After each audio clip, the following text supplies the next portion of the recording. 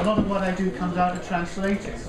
And I should say, because I know already that there's one person who's done the job properly with Mayakovsky, that I am not a good linguist. And what I enjoy most about translating is the liberty to behave badly on the grounds that the foreign language isn't likely to sue. So these translations are sometimes as accurate as I can get them, which isn't necessarily very accurate. And sometimes they're quite deliberately not accurate, and that's on purpose. And sometimes they're not accurate, and that's by accident. It isn't a test, and you don't have to tell me which is which. But I'm going to start, and here I blush because Tom's here. This is one of the sections from Sorley MacLean's poem, Doin do Eva, which was a set of love poems written in Gaelic, which were published in Glasgow in 1943. And rather implausibly, for a series of love poems, this particular one is casting into doubt that enterprise fairly thoroughly. It's section 32 from Songs to Eva. Let me lop with an edge all grace that your beauty put in my verse. Let me make work as bare and pale as Liebknecht's death or slavery. Let me burn the wood of the tree that could grow joyful out of grief.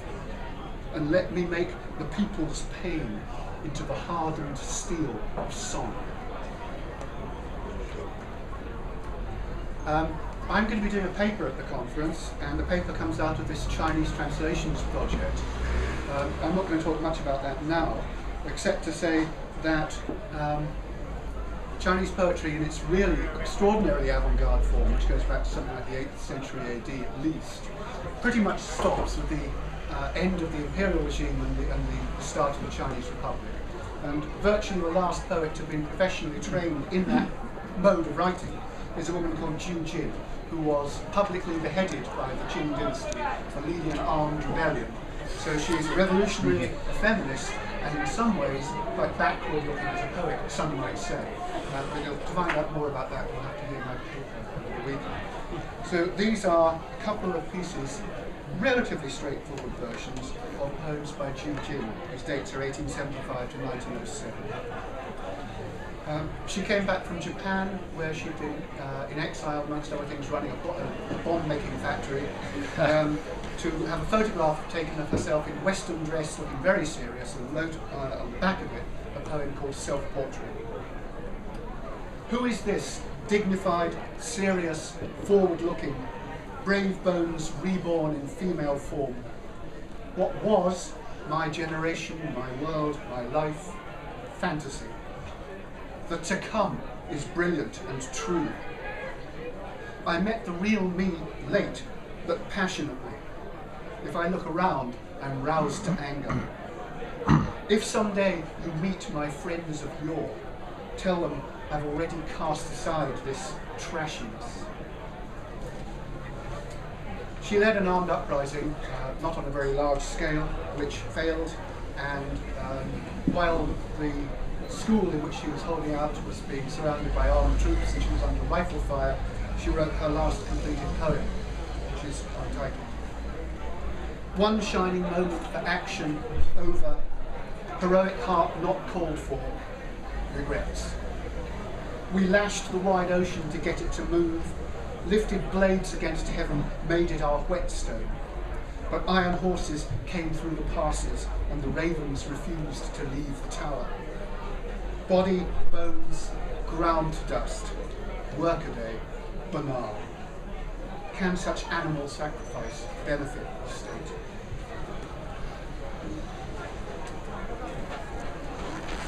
Before I get on to Mayakovsky and come up with this set, a couple of poems by the Cubo-futurist poet Velimir Klebnikov. This is a poem written after the revolution in 1918 called Free for All. Immortal whirlwind, united whirlwind, everyone's for freedom here. People, as if lifted by swan wing, carry forward the banner of labour. Eyes blaze with freedom, shine. Fire in comparison is cold. Hurl to the ground those old icons. We'll execute new ones in gold. Forward march to fiery songs. Ahead, everyone's for freedom. And should we die, they'll resurrect us, we'll live over again.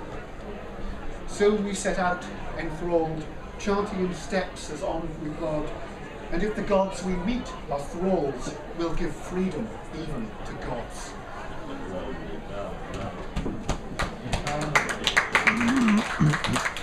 Klebnikov wrote a long poem called White World, which was his attempt to explain what the new world was going to look like, which was, given Klebnikov, somewhat idiosyncratic. This is a little section of it dealing with the Nevsky Prospect, St. Petersburg. He mentions Stenka Razin, who led a kind of a people's revolt, popular revolt. And he also mentions Lobachevsky, who was an extraordinary revolutionary mathematician who woke up one day with the idea of what would happen to geometry if he decided to proceed as if the reverse of one of the tenets of Euclid were the truth, and discovered that you can make an exactly identical, completely self-consistent other geometry, which turns out to have important and exciting mathematical permutations. And what Klebnikov decided was that these were real-world permutations as well as mathematical ones. So this is from Right World. May space defined by Lobachevsky float in flags by nighttime Nevsky. Now let the C for creator replace the D that's for dictator, as the conclaves of the right world name labour the hope of the whole world. As if the rising of Stenka Razin had reached Petersburg as showcase, making Razin Lobachevsky's twin in rebellion's hyperbolic space. Let Lobachevskian curves provide ornaments for cities, arching over straining shoulders of world labourers like these. Then lightning will electric howl at being harnessed like a serf, and nobody will buy or sell hidden sacks of stone pelf. Okay, on to Mayakovsky. Lenin's death was foreseeable because he had a bad stroke in 23, and it was clear he wasn't going to live. And when he died in 24, Mayakovsky wrote a book-length poem, which is partly a biography, partly an explanation of the political project, and in part a kind of premature critique of the cult of the personality, which is what he opens with. People, prows of ships, cut straight through obstacles. We will live them now, with lots of muddy barnacles stuck to our prow. Then, having fought our way through angry storms, we'll steer through to companionable sunshine and scrape off green seaweed beard and crimson jellyfish slime. I go to Lenin as to a dry dock for a clean, to get myself shipshape for the voyage of revolution. I fret at lines I misshape, just as the young despise circumlocution. You know who'll give any head its halo, and I'm anxious lest they becloud the real, the wise, the humane V.I. Lenin's mighty brow. I worry at processions in mausolea, adulation, establishment, status, that cloyingly they'll obscure Lenin's simplicity with a flatus. I tremble as for the apple of my eye, lest tinsel and bonbon falsely instaurate beauty. My heart votes, I'm obliged to write, mandated, it's my duty. Moscow-wide, the frozen ground shivers with emotion, even in cold of night at watchmen's braziers. Who was he, and where from? What for him needed to be done? Whereby? Why such honours? Word after word I find in my memory's trace, they don't suit me and wouldn't you, so don't get put down. How meagre the world's word workplace. Where to find the right words? We've 7 days to make use of, each of 12 hours tops. Life can't be lived longer than itself. Death accepts no apologies. So if the hours don't fit, too short for the calendar, we'll come up with epoch. We'll come up with era. We sleep nights, days work gets done. We all procrastinate, cultivate our gardens. And if someone could redirect the course of events for all our convenience, we'd come up with profit, we'd come up with genius. Of ourselves, we don't ask too much, don't make demands, make things too tough. We like to please our old Dutch, and if that's done, are happy enough. If someone comes along, one differently embodied, we enthuse, a prince among men. We're astonished, a gift from God. Said just like that. Will-o'-the-wisp, not brilliant, not that silly. Words let loose in the air, drift off like smoke. Nothing can hatch out of empty eggshells. Not hands nor head can quite go. How could Lenin be held to such a yardstick? You could easily see with your own eyes that epochal man come through doorways, his head not grazing the jam. Surely Lenin won't be called leader installed by divine design. If that were to happen, if he were lordly or godly, well, my rage wouldn't let me spare myself. I'd have leapt onto the funeral cortege, the mourners, cut through the crowds. I'd have found words, a thunderous blast, and though I'd be trampled, I and my head-tree, I'd discharge into the heavens all new blasphemies. I'd bombard the Kremlin with words, down with Lenin. Grandkids will ask, what's a capitalist? As children now, what's a policeman? For grandkids, then, I set out a little list, a family portrait of capitalism. Capitalism in its young youth was up for anything, restless fellow, worked like the clappers, wasn't scared to, didn't fret that at the factory he'd dirty his Turnbull and Asser. Feudal trappings fit too tight. He got on no worse than we in our young days. The capitalist spring was revolutionary, flourishing. Capitalism even sang the Marseillaise. The machine, he dreamt it, he built it. The people belonged to the machines. Throughout the ordered universe, he bred his workforce like pigeons. At a swoop, imperiums and principalities gobbled up with their egos and their ornate crowns. Meantime, he grew fat, like the lean kine in the Bible, licking his lips, his parliamentary tongue. Over time, this man of iron got flabby, got fat, inflated, just as in due season did his account books and the economy. He put up palaces, you just gotta see them, and artists, plural, filled up his museums. Empire furnishings, ceilings rococoed, walls Louis XIV, cat halls. Around him, the sort that are both a person and an ox, stony-faced police. Yet, to pigment or poesy, his soul was blind as a heifer to flowers in her field. Ethics, aesthetics, all that sort of bunk are simply for the domestics. He has the deeds for heaven and hell, will cheerfully sell old women of both sex holes from the nails of the crucifix or feathers from the butt of the Holy Spirit.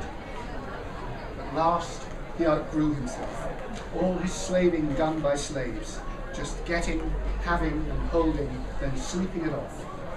Capitalism, hypertrophy, merely craves, raves, collapse the thought history's path, making the world his featherbed. Well, we can't go round, can't build a bypass, one way only, blast him. I know it's hardly lyric, bitter and twisted. The twitchy critic reaches for pans. Where's his soul? I mean, it's just rhetoric. Where's the poetry? It's just publicity. Capitalism, such an inelegant word. How much more refined Nightingale would be. We need to come back to that word again and again. And finally, the closing section from Mayakovsky's Good, or October poem, which he wrote for the 10th anniversary of the October Revolution. I've trotted nearly all the globe, and life's good, and living's the goods. We've fought, vigorous, taught, it's better than good. Snake twist of the street, houses line it, snaked, neat. Street, mine. House, mine. Windows ajar, shop windows with jars. Inside, groceries, wine and cheese. All's clean and under muslin, nothing's bashed. Lights blaze, prices slashed. It's become cooperative, my cooperative. A penny saved, that's brave. Bodies, crowd, windowed books in piles. My name is on some, and I'm pleased. My work joins the work of my republic. Dust moves, far from the rubber tires of my motor car. In it, my delegates. In session on supersession they sit. They don't slouch in my Moscow Soviet. Pink fellows, gleaming revolvers, see my militia protecting me. Baton directs, head that way. Okay, I'll go that way. That's good. What will be better than this sky? Deep blue velveteen. How could it ever be so good? Clouds, hummocks, pilots are sky skaters over. They're my pilots. I grow tall like a tree, me. Should it come to a fight, we'd win out. In the papers, faces, great. In Vienna, workers are giving the bourgeoisie a kick in the slats. Boss scoots, sehr gut. Fire swept them clean through. Public prosecutors rue. That's good. Their editorials threaten war. Threats? Good. Regiments pass me by in ranks. Percussive rattle, troops for battle on their metal never settle. Guns at port. Go, you red brigades. I match my pace to their march. My foe, your foe, my foe, your foe, mine, yours. That lot are coming? Good. They'll take a powder. Clouds of puffed fumes. Don't choke. Puff, tuck, tuck. They're my factories. Harder, splendid machine. Never, ever stop. Make more shirt cotton for my wife's tops. A breeze through the flowers blows. Inspirited it makes you feel. Let's go. Good. Beyond the city, fields. In the fields, cottages. In the cottage, peasants with floor-sweeping beards. Ingle seats. No one is alarmed. They turn the earth like turning a line. On any farm, right from dawn, they're ahead. Sow, bake my bread. Milk, plough, start fish farming. Our republic, still under construction, improvements begun. Other countries are oldsters, their history a gaping grave. But my country's a youngster, creative, innovative, brave. Jouissance is erupting. Would you like a helping? Life is prized and full of surprises.